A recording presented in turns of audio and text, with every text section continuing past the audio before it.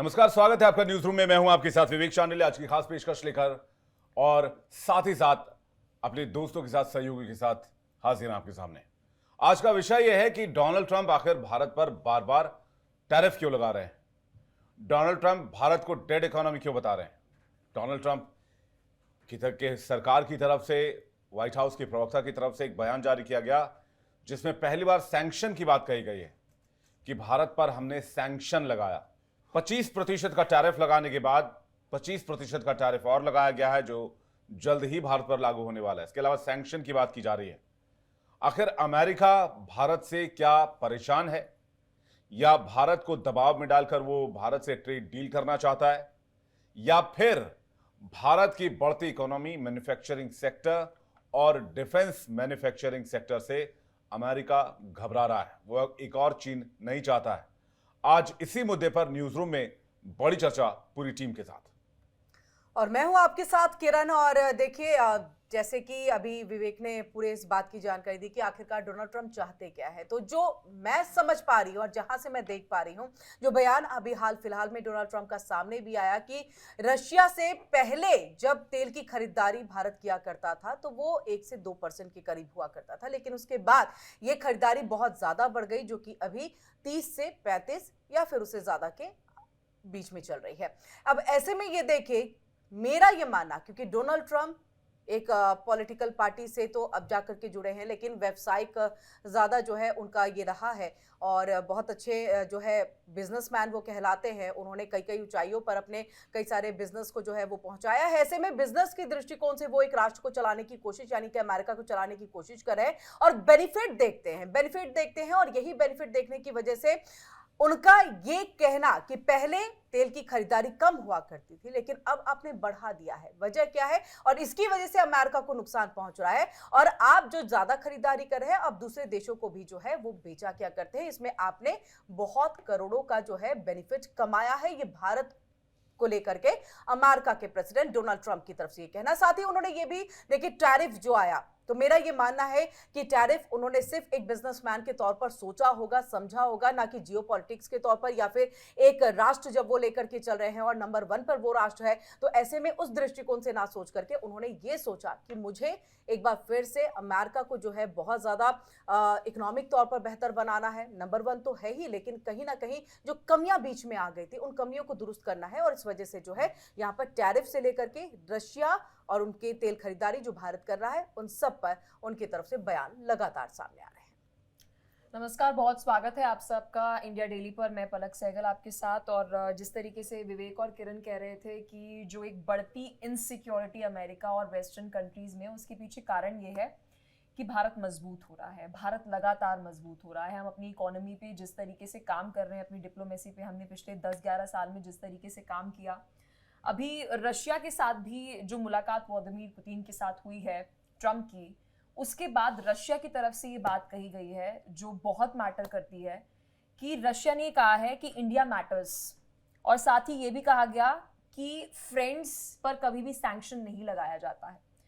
तो इससे बहुत सारी तस्वीर साफ हो जाती है कि लगातार भारत और रशिया के तो रिश्ते लगातार मजबूत थे ही, ब्रिक्स जो मजबूत हो रहा है, और जो बहुत लंबे समय से अमेरिका को, पश्चिमी देशों को जो ये लगता था कि वो विश्व के ऑर्डर को चलाएंगे, कौन देश कहाँ सप्लाई करेगा, किसके साथ कौन सी ट्रीटी साइन होगी, ये पहले हम देखते थे वहां से मैनेज होता था।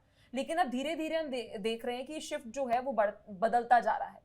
पिछले 3 सालों का अगर हम जिक्र करें, जो युद्ध रशिया पर थोपा गया, इसके पीछे बहुत सारे कारण थे कि जो युद्ध रशिया के ऊपर थोपा गया और जिस तरीके से रशिया मजबूती के साथ उस युद्ध को लड़ा। और अभी भी हम अगर बात करें, उन्होंने अपनी डिफेंस को और बेटर किया, भारत ने अपने हर एक सेक्टर को बेटर किया। जैसे विवेक जिक्र कर रहे थे कि हमारा डिफेंस सेक्टर, हमारा मैन्युफैक्चरिंग सेक्टर, हमारा हर एक सेक्टर, यहाँ तक कि जिस मेड इन इंडिया की हम बात करते थे, मेक इन इंडिया की बात करते थे, बाहर की कंपनीज इतने प्रेशर के बावजूद भी, एप्पल जो है वो अभी भी बैंगलोर में रेडी है कि हमारा ऑफिस यहाँ पर खुलना चाहिए। क्योंकि अगर आप सैंक्शंस भी लगा देंगे, बहुत सारे स्ट्रिक्टनेस भी रख देंगे, भारत के ऊपर टैरिफ लगा देंगे, बढ़ा देंगे, उसके बाद भी जो पर एम्प्लॉय की जो कॉस्ट आ रही है, ऑपरेटिंग कॉस्ट जो आ रही है, उन कंपनीज को भारत में कम पड़ रही है। जिस ईज ऑफ बिजनेस का प्रधानमंत्री नरेंद्र मोदी जिक्र करते थे, वो ईज ऑफ बिजनेस जो है उन कंपनीज को भारत में दिख रहा है।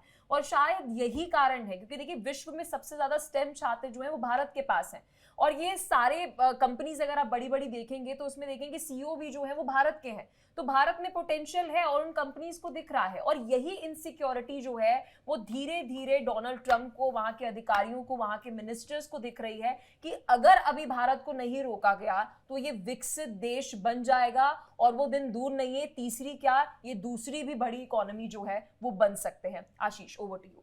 नमस्कार, मैं हूं आशीष सिन्हा। डोनाल्ड ट्रंप की एक चहेती सेक्रेटरी हैं, उनका नाम है कैरोलिन लेविट।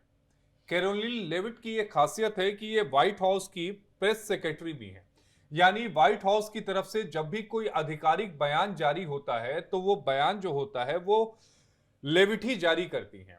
और लेविट ने कल देर शाम एक बयान जारी किया था, और उस बयान को आपको बताना, समझाना और उसके मायने को भी आप तक मैं लेकर आया हूं।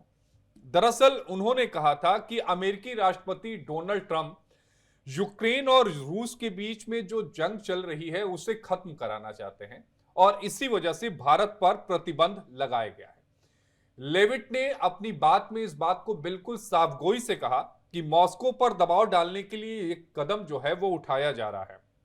अब सवाल ये उठता है कि क्या ट्रंप की जो चहेती सेक्रेटरी हैं लेविट, उनके मुंह से प्रतिबंध के शब्द गलती से निकले या फिर जानबूझ के।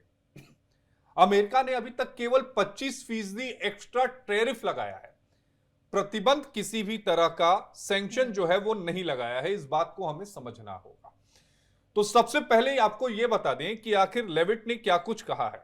उन्होंने कहा कि राष्ट्रपति ने इस युद्ध को खत्म करने के लिए, यानी रूस और यूक्रेन के युद्ध को खत्म करने के लिए एक जबरदस्त दबाव डाला है। उन्होंने कई कदम उठाए, जैसा कि आपने भारत पर प्रतिबंध और अन्य कार्रवाइयों के रूप में देखा होगा। उन्होंने खुद स्पष्ट कर दिया कि इस युद्ध को समाप्त होते देखना चाहते हैं। उन्होंने दूसरे के इस विचार को खारिज कर दिया कि किसी भी बैठक से पहले एक और महीने का जो इंतजार है वो करना होगा। यानी कुल मिलाकर कहें, जो 50% टैरिफ लगाया गया है, जो अभी हमारे ऊपर 25% टैरिफ है अमेरिका ने लगाया है, और 25% टैरिफ जो है वो अगले कुछ दिनों में वो शुरू होगा। तो क्या वाकई इसके पीछे जो है वो रूस से तेल खरीदने की जो वजह है वही सामने आ रही है? क्या वाकई अमेरिका जो ये कह रहा है कि नहीं, भारत रूस से तेल खरीद रहा है और रूस उन तेल के पैसों से हथियार खरीद रहा है और उस पर यूक्रेन से हमला कर रहा है, क्या उसके पीछे का मकसद यही है, या फिर बात कुछ ऐसी है जो हमें दिखाई नहीं दे रही है? अब इस बात को समझना पड़ेगा कि जो हमारे एक्सपोर्ट होते हैं अमेरिका में, जिनमें हम सबसे ज्यादा फायदा कमाते हैं और जिनमें सबसे ज्यादा ह्यूमन रिसोर्स हमारा इन्वॉल्व होता है, वो है गारमेंट्स और कपड़े के, जो हमारे बने हुए जो कपड़े हैं उन फैक्ट्रियों में 40% से ज्यादा इंपोर्ट अगर हम किसी मुल्क को करते हैं तो वो अमेरिका है। अब इस बात को समझिए कि अगर 25% का जो टैरिफ अभी लगा हुआ है और 25% का टैरिफ और लग जाएगा तो अमेरिका में जो भारतीय कपड़े होंगे वो महंगे हो जाएंगे। दूसरी तरफ दो और ऐसे मुल्क, बांग्लादेश और पाकिस्तान। बांग्लादेश भी कपड़ों का एक बहुत बड़ा निर्यातक है, बने हुए कपड़े बहुत ज्यादा एक्सपोर्ट करता है, उस पर 20% का टैरिफ है। पाकिस्तान में भी कपड़े का एक्सपोर्टर है, लेकिन अभी वहां पर उस क्षमता नहीं है जो बांग्लादेश और भारत के पास है, उस पर 19% का टैरिफ लगाया गया है। अब इस बात को समझना होगा कि मान लीजिए कि ये कपड़े का टुकड़ा है, ये अमेरिका में जाता है, ये भारत का बना हुआ है, ये 150 में बिकेगा क्योंकि 50% अतिरिक्त टैरिफ है। लेकिन वही पाकिस्तान का और बांग्लादेश का 119 या 120 रुपए में बिकेगा। तो यहां पर भारत के जो मार्केट है उसको यहां पर कमजोर करने की कोशिश है। रूस का उदाहरण दिया जा रहा है, रूस को आगे किया जा रहा है। ऐसा तो है नहीं कि रूस से तेल खरीदना हमने अभी शुरू किया। रूस से हमने तेल 2016 में खरीदना शुरू किया, तब हम अपनी क्षमता का 1.6 रूस से खरीदते थे। रूस को लेकर जो यूरोपियन कंट्रीज हैं और अमेरिका में जो नाराजगी है वो 2014 से शुरू हो गई थी, जब क्रीमिया पर रूस ने कब्जा कर लिया था। तब भी अमेरिका और यूरोपियन कंट्रीज की तरफ से कई प्रतिबंध लगाए गए थे। उसके बाद आता है जब भारत ने रूस से तेल खरीदना शुरू किया। अब 2024 का जो डेटा है वो ये बताता है कि हम अपना जितने भी ऑयल खपत होता है उसका 20% से ज्यादा रूस से खरीदते हैं, क्योंकि रूस से हमें तेल सस्ता मिलता है, क्योंकि जाहिर तौर पर ट्रैवल कम होगा, तेल की कीमतें कम होगी। अब भारत एक बढ़ती हुई अर्थव्यवस्था है। हमने जापान जैसे मुल्क को, जो जापान जिसका उदाहरण पूरी दुनिया में दिया जाता है, उसकी अर्थव्यवस्था को हमने पीछे कर दिया। 2027 में जिस तेजी से हम बढ़ रहे हैं, 2025 का समय चल रहा है, जून 2027 में हम जर्मनी को पीछे कर दुनिया की तीसरी सबसे बड़ी अर्थव्यवस्था बन जाएंगे। और यही बात पाकिस्तान के साथ साथ अमेरिका को परेशान कर रही है। भारत कहीं विकासशील से विकसित मुल्क ना बन जाए और भारत एक चौथी जो महाशक्ति है वो बनकर ना उभर जाए, यानी अमेरिका, रूस और चाइना के बाद एक महाशक्ति जो भारत बन चुका है लगभग, कहीं वो पूरी तरीके से ना बन जाए, तो उसे रोकने की कोशिश है। इस बात को भी समझने की जरूरत है कि अगर आपके पड़ोसी जो एक बहुत ही अमीर आदमी है, अचानक आपके पास पैसा आ जाता है, तो वो कभी भी आपको फूटी आंखें आप उसको नहीं भाएंगे। कमोबेश अमेरिका की जो रणनीति है वो भी यही है।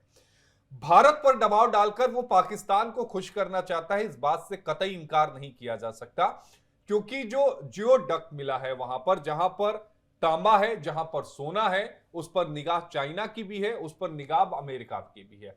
तो किसी भी कीमत पर वो अमेरिका पाकिस्तान को भी खुश करना चाहता है। इस चीजों को भी समझना होगा। विवेक, बिल्कुल सही कह रहे हैं आप। जो पॉइंट्स आपने रखे हैं यहाँ पर कि एक तो जियोपॉलिटिकल सिचुएशन भारत की और भारत का जो मैन्युफैक्चरिंग वो है। सवाल यह है कि अमेरिका घबरा क्यों रहा है। सबसे पहले आपको ये देखना होगा कि हमारा जो जीडीपी है वो वर्ल्ड जीडीपी में लगभग 17% का योगदान देता है, और सरकार का लक्ष्य इसे, मैन्युफैक्चरिंग की बात हो रही है, मैन्युफैक्चरिंग जीडीपी में सरकार का लक्ष्य इसे 2029-30 तक 25% तक ले जाना है। इसके अलावा इलेक्ट्रॉनिक्स में सेमीकंडक्टर की जो बात हो रही है, सेमीकंडक्टर इलेक्ट्रॉनिक्स कलपुर्जों के लिए 22,919 करोड़ रुपए का प्रोत्साहन राशि की योजना को मंजूरी दी गई है, जिससे 91,600 प्रत्यक्ष रोजगार के अवसर पैदा होंगे। इसके अलावा ओडिशा, पंजाब, आंध्र प्रदेश में सेमीकंडक्टर यूनिट के लिए 4,600 करोड़ रुपए मंजूर किए गए हैं। गुजरात, असम, उत्तर प्रदेश में 6 सेमीकंडक्टर संयंत्र निर्माणाधीन है, यानी कि प्रोसेस में बन रहे हैं, और जल्द ही भारत में स्वदेशी चिप भी लॉन्च किया जाएगा। साथ ही साथ अब ये तो मैन्युफैक्चरिंग की बात हो गई। हमने बताया कि भाई 17% जो मैन्युफैक्चरिंग है वर्ल्ड का वो हमारे देश में हो रहा है। वो अलग अलग सेक्टर में, ऑटोमोबाइल भी है, डिफेंस भी है, उसमें आपका मोबाइल भी है, इलेक्ट्रॉनिक्स भी है, एलईडी लाइट्स भी हैं, बहुत सारी चीज़ें हैं। अब इसको अगर आप दो चीज़ों में इसको आप डिवाइड करेंगे तो इन चीज़ों में भारत से कोई मुकाबला अमेरिका का नहीं है, क्योंकि अमेरिका जो है वो मेनली 2-3 चीज़ों को एक्सपोर्ट करता है। क्या एक्सपोर्ट करता है? टेक एक्सपोर्ट करता है पूरी दुनिया को, चाहे वो गूगल के जरिए हो, मेटा के जरिए हो, या फिर दूसरे कंपनीज के जरिए हो। उन कंपनीज में भी बात करेंगे। डिफेंस एक्सपोर्ट करता है। डिफेंस का सबसे बड़ा प्लेयर पूरी दुनिया में अमेरिका है। कई रक्षा जानकार ये भी मानते हैं कि कई जगह जहां पर दुनिया में युद्ध होते हैं उसके पीछे कहीं ना कहीं CIA का हाथ होता है, क्योंकि वो जानते हैं कि जब तक युद्ध नहीं होगा तब तक हथियारों का बाजार उठेगा नहीं, काम नहीं करेगा, और उनकी जो इकोनॉमी है वो बूस्ट नहीं होगी। अब भारत क्या कर रहा है? भारत ये कर रहा है कि 2024-25 में भारत का रक्षा निर्यात 32,000 करोड़ को पार कर गया, जो पिछले साल की तुलना में 21% ज्यादा है। अब 85 से ज्यादा रक्षा उपकरण देशों को रक्षा उपकरण जो है वो भारत निर्यात करता है। 101 रक्षा उपकरणों के आयात पर भारत ने प्रतिबंध लगाया हुआ है, सिर्फ और सिर्फ स्वदेशीकरण पर जोर देने के लिए, और इसको 50,000 करोड़ तक ले जाने का टारगेट 2029-30 तक सरकार ने रखा है। तो कहीं ना कहीं अमेरिका को यह बातें चुभेंगी कि जो उसकी कटोरी है, यानी कि जो डिफेंस का उसका इलाका है, उसमें अब भारत न सिर्फ आत्मनिर्भर हो रहा है बल्कि दुनिया के करीब 100 देशों को एक्सपोर्ट भी कर रहा है। Tejas mark 1A Hindustan aeronautics limited द्वारा निर्मित स्वदेशी हल्का लड़ाकू विमान है, और 240 तेजस विमानों के लिए HAL के साथ 1,23,000 करोड़ का करार हुआ है। यह पैसा इससे पहले अमेरिका को या फिर किसी और देश को जाता था, प्रायोरिटी पर अमेरिका को जाता था, क्योंकि अमेरिका से हथियार बहुत आते थे। पिनाका रॉकेट सिस्टम स्वदेशी मल्टी बैरल रॉकेट सिस्टम है, जिसे भारत निर्यात बढ़ा रहा है, यह भी दुनिया भर में बेच रहा है। ALH ध्रुव हेलीकॉप्टर एक अटैक हेलीकॉप्टर है जिसे भारतीय सेना और नौसेना में शामिल कर लिया गया, वो भी भारत में ही बना है।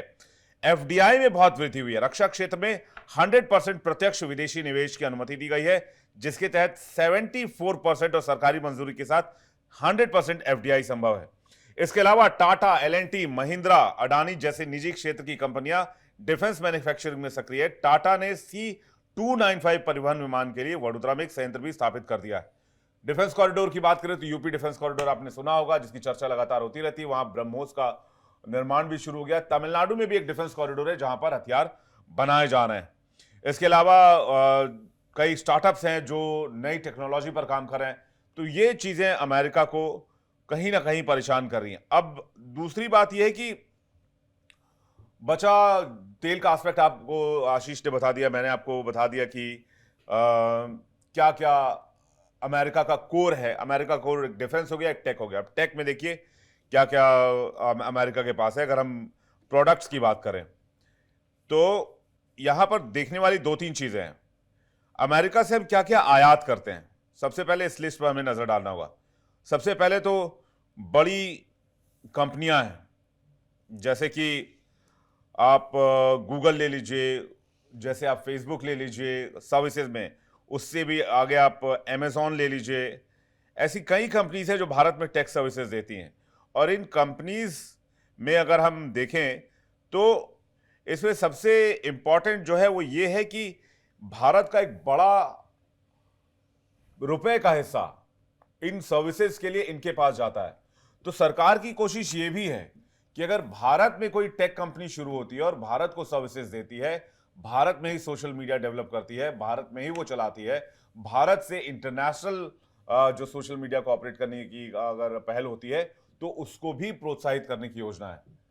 तो कहीं ना कहीं सीआईए, मेरा ये भी मानना है कि जो अमेरिका में प्रेसिडेंट आते हैं वो कोई डिसीजंस तो लेते हैं, लेकिन इसके पीछे कहीं ना कहीं सीआईए की भूमिका बहुत इंपॉर्टेंट होती है, जो लॉन्ग टर्म गोल के लिए काम करती है। आगे 20 साल में, 25 साल में अमेरिका की नीति क्या रहनी चाहिए, उसके लिए अभी कौन से फैसले जरूरी हैं। 20 साल 25 साल के बाद चाइना की क्या स्थिति होगी, इंडिया की क्या स्थिति होगी। इंडिया के से डर का एक और कारण यह है कि भारत की जो आबादी है वो युवा आबादी में काउंट की जाती है, जबकि चाइना के साथ ऐसा नहीं है।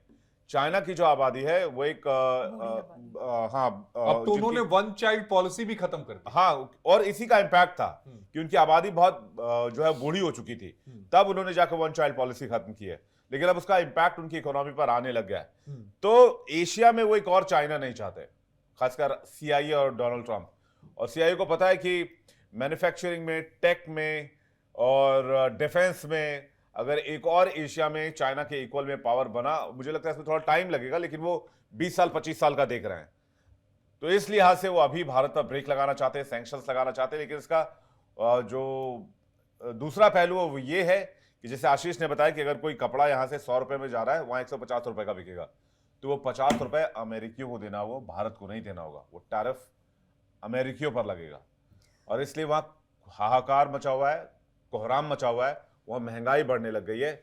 खाने पीने की चीज़ें, फल फ्रूट्स पे, सब्जी पे, रोज़मर्रा की चीज़ों पर महंगाई बढ़ने लगी है, क्योंकि मैक्सिमम चीज़ें अमेरिका आयात करता है। जी किरण। बिल्कुल, यहाँ से आगे बढ़ाते हुए चीज़ों को कि कोई भी प्रेसिडेंट आए हैं तो उन्होंने काफ़ी लंबे यानी कि लॉन्ग टर्म में चीज़ों को सोचा है, समझा है। बट मुझे लगता है कि प्रेसिडेंट डोनाल्ड ट्रंप जो है वो अभी की परिस्थितियों पर भी काफ़ी नज़र जो है बनाए रखते हैं और उनको लगता है कि अभी बेनिफिट है, दैट मीन्स आगे आने वाले दिनों में भी बेनिफिट होगा।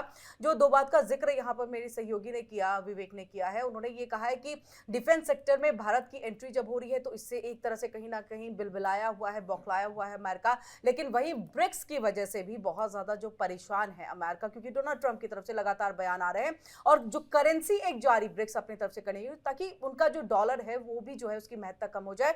मोनोपोली है एक तरह से देखा जाए तो, किसी भी अगर रुपए या किसी भी कीमत को अगर आंका जाता है तो डॉलर जो है उसके ही तहत में आंका जाता है। अब ऐसे में ब्रिक्स अगर अपनी तरफ से भी कोई करेंसी ले आता है तो उसकी महत्ता कम हो जाएगी। ये भी एक बहुत बड़ी वजह है। इन सब के बीच में एक और पॉइंट है, क्योंकि हम लगातार देख रहे हैं कि पैसे की वजह से भी, क्योंकि पैसा बहुत महत्वपूर्ण है डोनाल्ड ट्रंप के लिए आप अगर अर्थव्यवस्था को बढ़ाना है, अपने लोगों की जिंदगी को बेहतर बनाना है, तो डेफिनेटली वहां पर जो है आपको जितने ज्यादा इनकम हो, जितना ज्यादा आपके यहाँ पर पैसा है, वो उनके लिए बहुत मैटर करता है। दूसरा एक और चीज है जो नोबेल पीस प्राइज है, क्योंकि लगातार जो है उस पॉइंट को भी हम यहाँ पर नहीं छोड़ सकते हैं। लगातार हम देख रहे हैं डोनाल्ड ट्रंप किस तरह से जो है बार बार, चाहे रशिया हो, यूक्रेन हो, इनके साथ तो उनकी बातचीत चल ही रही है। इसके बीच में वो कौन कौन से युद्ध रुकवा चुके हैं, कौन से युद्ध को लेकर के अभी तक जब तक हामी नहीं भरी गई है उस पर भी अभी तक वो अपनी बातों को कहते दिखाई दे रहे हैं। यानी मुझे लग रहा है तकरीबन 35 बार तो अब तक हो चुका होगा जो डोनाल्ड ट्रंप जो है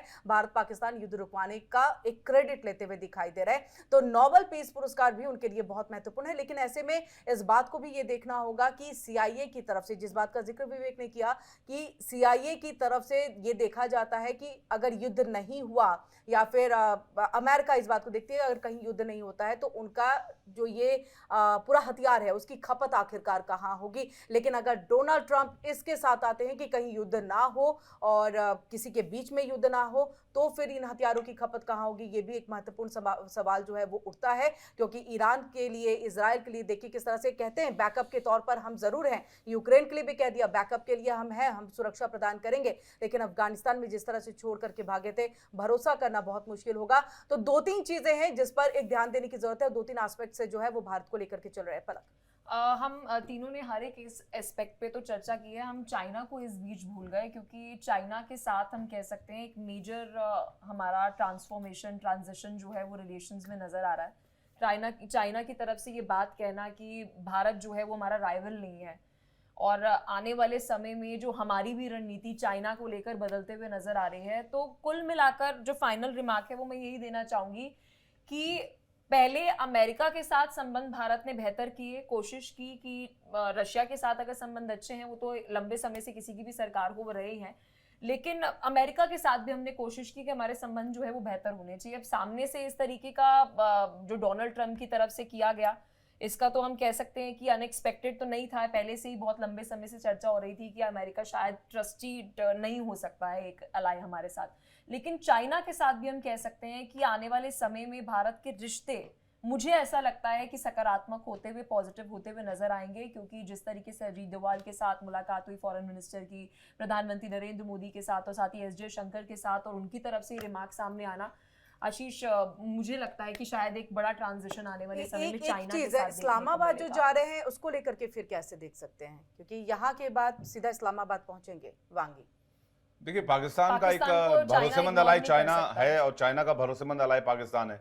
ऑपरेशन सिंदूर में भी हमने तो देखा। ऐसे में लेकिन क्या पलक हम जो भरोसा कर सकते हैं? पलक जो बात कह रही है कि हम चाइना के साथ रिलेशंस बेटर हो सकते हैं, चाइना के साथ रिलेशन Transition बेटर हो हो सकते हैं, लेकिन चाइना पे हम ट्रस्ट नहीं कर सकते भरोसा हैं। नहीं कर सकते। हिंदी चीनी भाई भाई के बाद ही 1962 हुआ था, और हमने देखा था कि किस तरह से धोखा दिया गया था और कैसे तिब्बत पे कब्जा किया गया। हमने वो भी देखा। अरुणाचल में डबल स्टैंप वीजा चलाता है चाइना, हमने वो भी देखा। उन चीज़ों में कोई बदलाव नहीं हुआ है। हमने देखा कि शी जिनपिंग के आने के बाद कुछ दिनों के बाद गलवान में क्या हुआ था, वो चीज़ें भी बहुत पुरानी नहीं है, जहन में भी ताज़ा हैं। तो चाइना पर हम एक स्ट्रेटेजिक अलायंस को मान सकते हैं। फिलहाल अमेरिका को काउंटर करने के लिए हम रूस से नज़दीकियाँ बढ़ा सकते हैं, पुतिन से और नज़दीकी बढ़ा सकते हैं, चाइना से और नज़दीकी बढ़ा सकते हैं, क्योंकि डोनाल्ड ट्रंप भी वही कर रहे हैं। वो अमेरिका को बुलाकर, माफ़ कीजिएगा, वो पाकिस्तान को बुलाकर, मुनीर को बुलाकर वो व्हाइट हाउस में लंच करा रहे हैं। तो वाइस वर्सा बहुत बड़ा ट्रांजिशन हो रहा है। वाइस वर्सा ये इंडिया का एक काउंटर पार्ट है कि हमने चाइना के साथ, चाइनीज विदेश मंत्री के साथ बैठक कर ली, बातचीत कर ली। तो कहीं एक मैसेजिंग है डिप्लोमेटिक की, अगर आपके पास कोई सॉफ्ट बटन है कि आप उसको दबाकर और भारत को प्रेशराइज करना चाहते हैं, then we have also our options, हमारे ऑप्शंस भी खुले हुए हैं। बिल्कुल, और स्मार्टली हमें खेलना होगा। और जाहिर तौर पर इस बात को भी समझना होगा कि अमेरिका जितना भारत पर दबाव डालेगा, उतना ही भारत और रूस के बीच में जो नजदीकियां हैं वो बढ़ती जाएंगी। सुखोई 30 में रूस जो है वो नया इंजन लगाने के लिए तैयार हो गया है। 5th जनरेशन का इंजन है, 260 से ज्यादा प्लेन है। तो अमेरिका को इस बात को समझनी पड़ेगी कि अगर आप सैंक्शन लगाओगे तो दूसरा विकल्प आदमी तलाशेगा, और दूसरा विकल्प और ज्यादा मजबूत होता जाएगा और आप अलग थलग पड़े रह जाओगे। तो अभी के लिए न्यूज रूम में इतना ही। वक्त एक ब्रेक का हो गया है। कल फिर आपके साथ मुखातिब होंगे किसी नए विषय के साथ। बहुत शुक्रिया।